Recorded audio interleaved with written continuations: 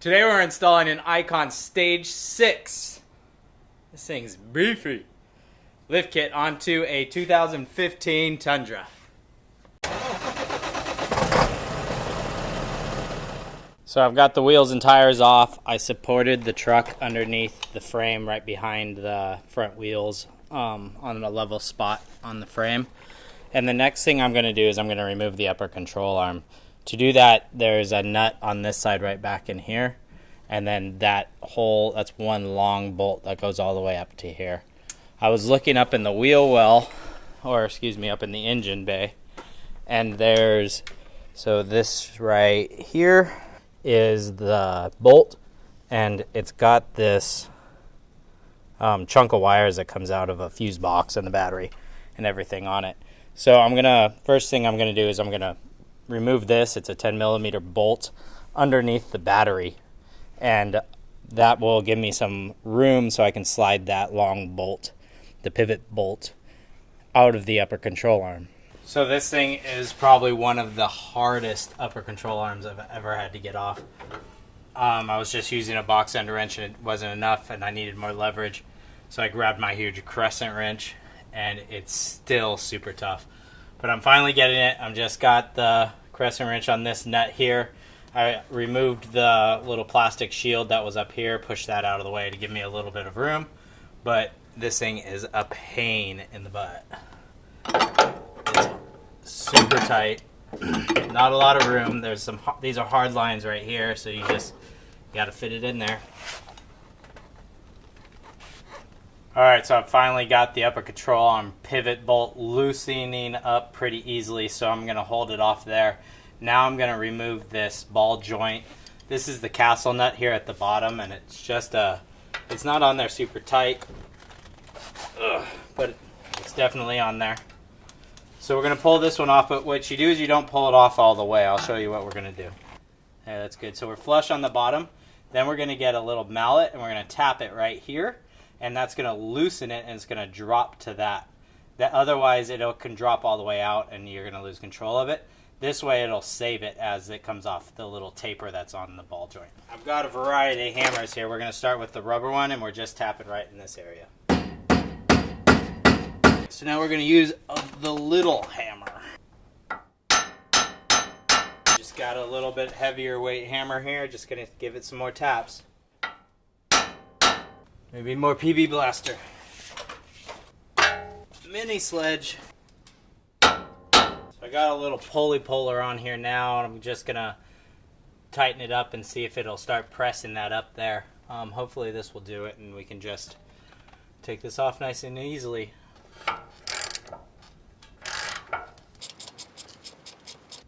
There it goes. Cool, and that's the reason we put that castle nut on there, so it doesn't pop all the way down. So now we can loosen this castle nut, take it all the way off, keep this under control, and don't forget about your ABS line with the little 10 millimeter bolt on the top. One important thing to note is that I have the underside of the lower control arm supported so that this isn't just going to drop out and away. I'm actually supporting up this whole thing. That's going to protect our CV boots and any of the other suspension things, plus keeping these guys loose is always important on that. So this guy's about to drop out. We'll just loosen it a few more times, but I wanted to point out that I've got this supported underneath here. Alright, there it is. Didn't go that far at all. We're here. Now time to completely remove that upper control arm. Control arm's really loose. I actually took the nut off and the washer off already. So now what we do is we just push this up and through, and on this side here we're going to go up into the engine bay and see if we can pull it out. So I've got it almost all the way out. You can see the bolt coming down to right here. There's a hard line back here, this guy right there, that messes with the washer. So the washer's way behind. The washer couldn't pass the bundle of wires either, but I was able to snake that bolt all the way through. So that washer is going to fall once I get it out, and the upper control arm will probably fall when I get it out because I don't have another set of hands right now. maybe I'll zip tie it up. So, but it did sneak through everything pretty smoothly, and it has been coming out pretty nice. So I'm happy about that. I'm going to pull it the rest of the way out now. All right, now up to pull the bolts out the rest of the way, and hopefully this doesn't fall.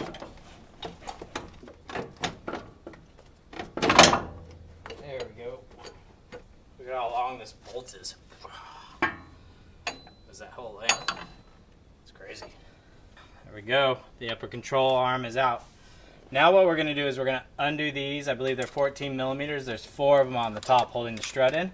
Then we're going to pop the bolts out on the bottom of the strut, and then hopefully we can lower down this lower control arm and pull the strut out. 7/8 here on the back of the, this is a bolt that goes all the way through that holds the strut in.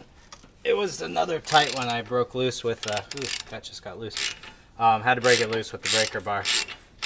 Always easier to break the nut loose than the bolt. The bolt has a lot more of the stress on it.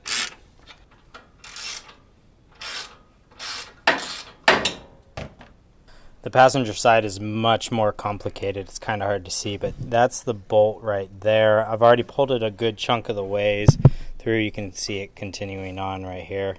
There's the head of the bolt. I had to unclip a lot of these power steering lines and whatever these are. There's some electrical in there as well. Sorry for the bump of the camera. I just took them out of the bracket they were in, and it seems to be working fine. I believe I'm going to have enough room, but it's super tight on this side. The driver's side was much easier, so just wanted to point that out.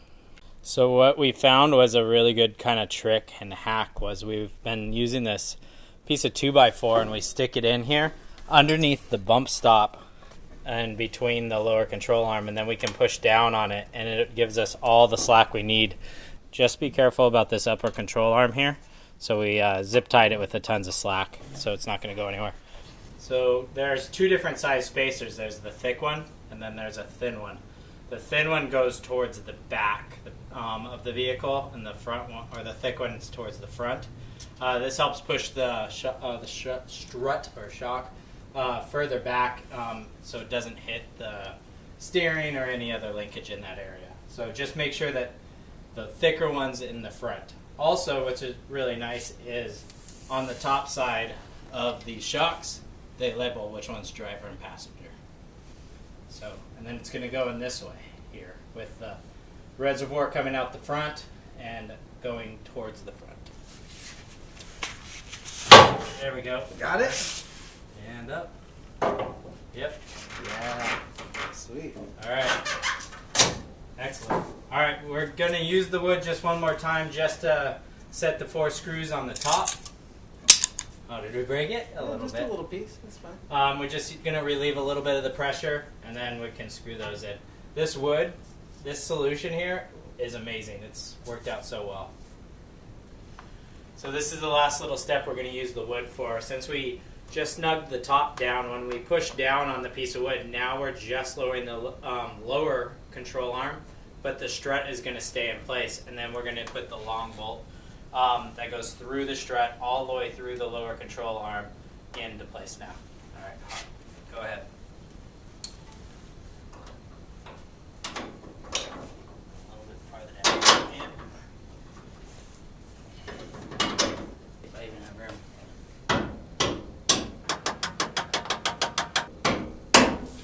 Boom. Yes. Then the nut goes on the back side. Thank you, Mark. Mm-hmm. And then you tighten that down to factory spec, which was hecka tight. Just adding a simple layer of grease, a small layer on the inside of the bushing here. Just spread it out. We're going to grease it afterwards once we install it as well, but I just want to get a small layer in there so that everything slides together easily. Alright, so this is one of the tough parts where you actually need another person to be helping you out. So here's the upper control arm that we're putting it on. Make sure that it says driver side.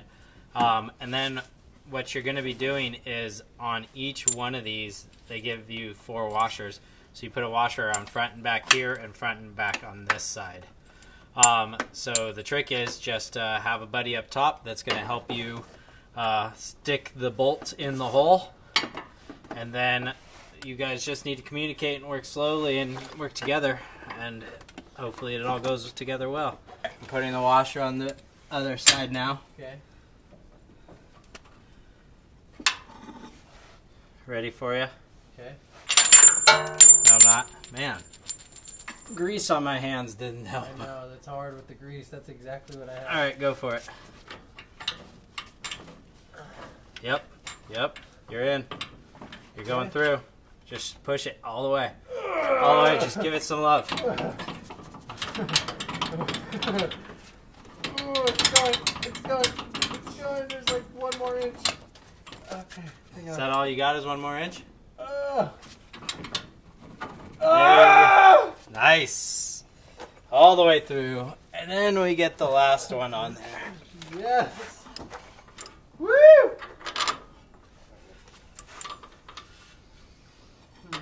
Alright. So I have this really cool wrench that actually lets you pass things through the center of it, and it works great for applications like this where you have to hold the bottom of this delta joint and still tighten one of the sides for a little while. I just did the other side and I found out that it's, see how cool that is? See how it goes together? And then when you tighten, oh, it still spins it. Why is it spinning? Is it going the wrong way? There we go. There you go. See how it holds it tight and the shaft in here isn't spinning? That works great. And so we need to get this to 75 foot-pounds. So we're just going to snug this up. Once it gets a little bit tighter, it will hold itself in.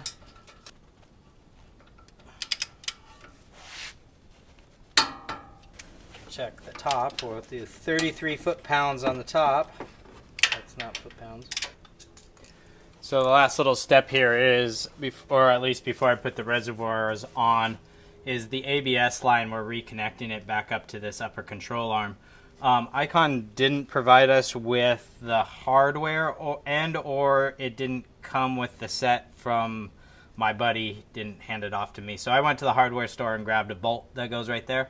This was really tight right in here when I was in full droop, but I found that back behind the spring perch here, there was just a zip tie hanging this ABS line onto one of the mounts in the back. So I just clipped that, gave me a lot of freedom. I loosened it up from this here, and it gave me all the freedom for the most part that I needed. So I just got a nice little Allen head here, and I'm just gonna tighten it up. So I had a little bit of a problem doing these drill-in things for the reservoir mount, and I actually ended up stripping the frame when I was putting them in. I don't know if it was Icon's bolts that they gave me or just too much power on my end. So I went out and bought some T-bolts. They're like a big round nut, or excuse me, a T-nut. It's like a nut that has a big washer on the end. And I ended up drilling that out and then welding that in, and then I painted it all up. Still a little tacky, but that's going to be fine. So now this is all covered and welded up and everything's fine. I'm going to bring this back down. And then I'm going to put a bolt through. Also, Icon didn't supply any other hardware but a bolt. And so I went out and got a lock washer and a normal washer. And these are different bolts because of the T-nuts that I bought. But so I'm going to stick it through this bracket, and then I'm going to stick it through the rubber there, and then just kind of find the location. And then do the same to the other side. There you go. Icon did supply us with 2 hose clamps, one of them that you have to open up so you can thread it through right there and have it come out the other side, and then the other one you can just loop over the top. So this guy comes up here, and then I want it to be over that side. So just matching that up, and then there's the silver groove. I've been the highly silver, not the polished silver. I'm just going to put it over that, like right there. Tighten that down a little bit. Then we're going to do the same direction on this one. I've got to feed it through the hole. Just want to get them matching up, match them looking good. Pull that all the way through. There we go. That's pretty good. That ain't going anywhere. I'm really happy with this new bolt setup that we did down here. Like I said earlier, I didn't know how well Icons was going to work because I stripped them out and didn't happen to work at all for me, but this system's now going to hold that in there. Great. That's on there nice and tight. Looks pretty good.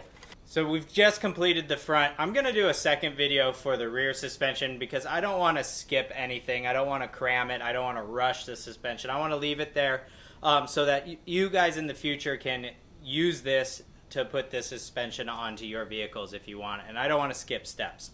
So I'm going to put a second video. I'll put a link down here on that second video for the rear suspension. And if you want to follow along on some of my epic wheeling trips, you can hammer down on that subscribe button and you can follow that playlist up on the top. So thanks for watching, and don't forget, keep crawling.